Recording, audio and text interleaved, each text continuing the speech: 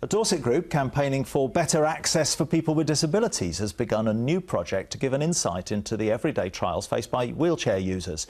They're doing it in a rather clever way by training a dozen members to become citizen journalists, filming their experiences.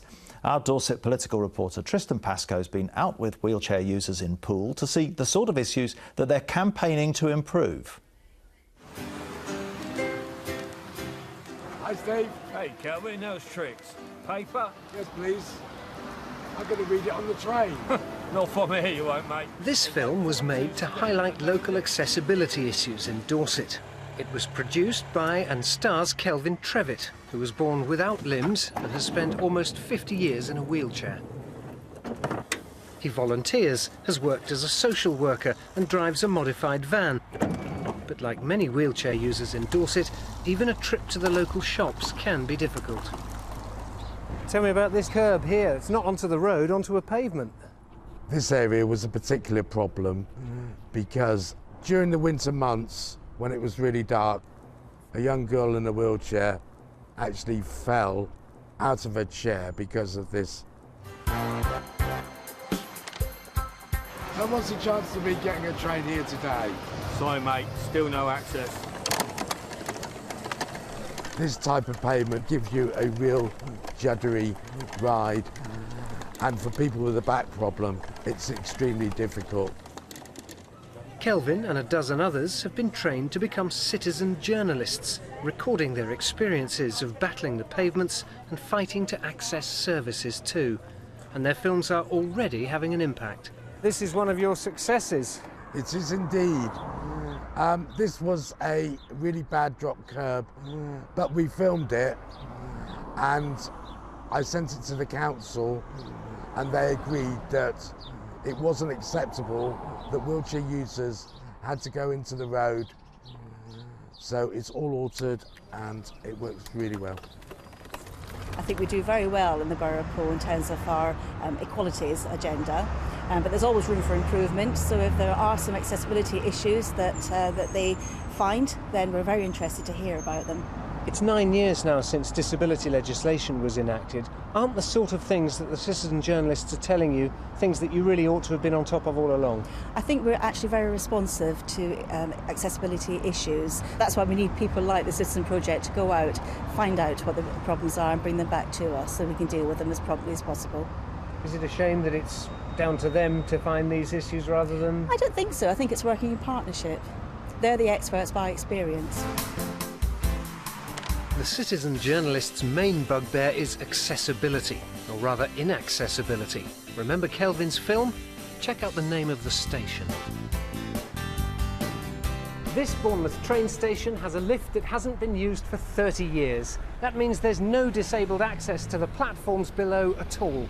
South West Trains will offer a free pre-booked taxi service to connect with other stations nearby, but campaigners say that's not good enough. The group have now set their sights a little higher. Tobias Elwood. And their efforts have even been raised in Parliament. The Minister said blame South West Trains. I wrote to South West Trains and they say blame the government because it's not part of the franchise agreement. All the people of Bournemouth want is the lifts to be working. Could I invite the Minister to come to Bournemouth to take a look at this situation? The Transport Secretary will now visit Folkestone next month, but Access Dorset says progress is slow going. It's unacceptable that disabled people who earned the legal right to fair access to goods and services back in 1995 have now waited until 2014 and they still can't access their train station. Disabled people want to go to work on the trains, they want to come and visit this tourist destination, and they should be able to access this station. This is about inclusion, and inclusion is absolutely essential for a healthy economy and for a healthy society. At the Access Dorset office, volunteers say that citizen journalism works and really gives them a voice. I think it just gets you out there and encourages you to do things. That's the thing I've found the most surprising, really, is how easy it is to spread the word by doing this. And it seems a very natural way to do it.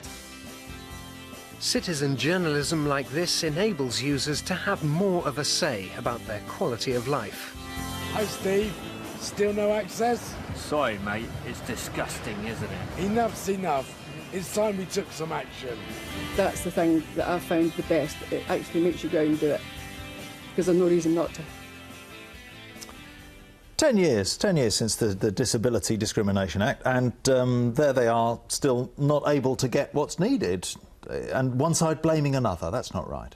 Well, the 2004 legislation, which made access in general a right, and and it had to be access in the same place as everybody else, not and anticipating the needs of disabled people. Well, not somebody deciding that you know, there was going to be special provision and someone could get a lift somewhere or whatever. But transport was not included in that piece of legislation, and that remains still a problem.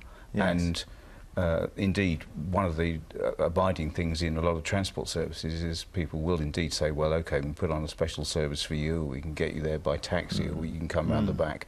That's not good enough, and really that needs to go further. Yeah, but it is a cultural thing, isn't it? Because you've got to, can you move too quickly with some of these things and cause resentment? I mean, you can understand why a new development maybe has provision, but you've got to retrofit everything. Well, I think the access groups are absolutely right to highlight all the issues, you know, because they actually see the problem as it is, and there's no point in us looking at it, so it's bottom up. Yeah. It's good to see it through their eyes, isn't it, with the cameras and everything? I mean, we had a situation about closing a railway bridge and putting a railway bridge over a level crossing. Yes. And actually, what we saw was the access group, how they viewed it was very different to what we saw, because obviously, you know, their position is very different to ours. And so I think that we really need them. Two, we really need to listen to them. And three, we need to do what we can so that they can have free access. I know there's one group who'll say you're not listening to them at West Sussex. It's don't cut us out. I mean, are you?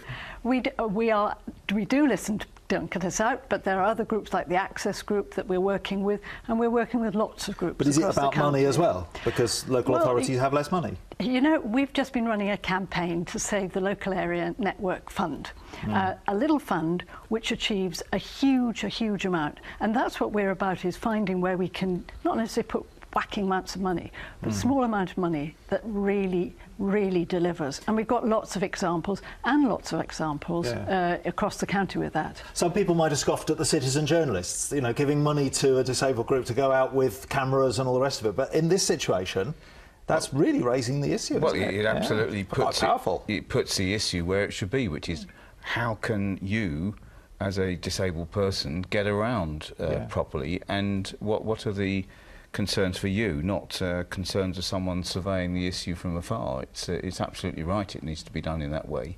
And it throws up all sorts of issues that a lot of people think, oh, that's been sorted out. Yes, or someone should be watching this. Someone should be, and I think that's one of the key gains of that approach, and certainly if that enables us to take things further, for example, as far as a lot of aspects of transport are concerned. I mean, getting on planes, for example. Yes. You know, having to pay double effectively because you may have an assistant or a carer with you. And that person has to pay double on the plane. Those are the sort of things I think we need to look forward to getting right for the next stage. Good thoughts. Now, our regular roundup of the political week in the South in 60 seconds.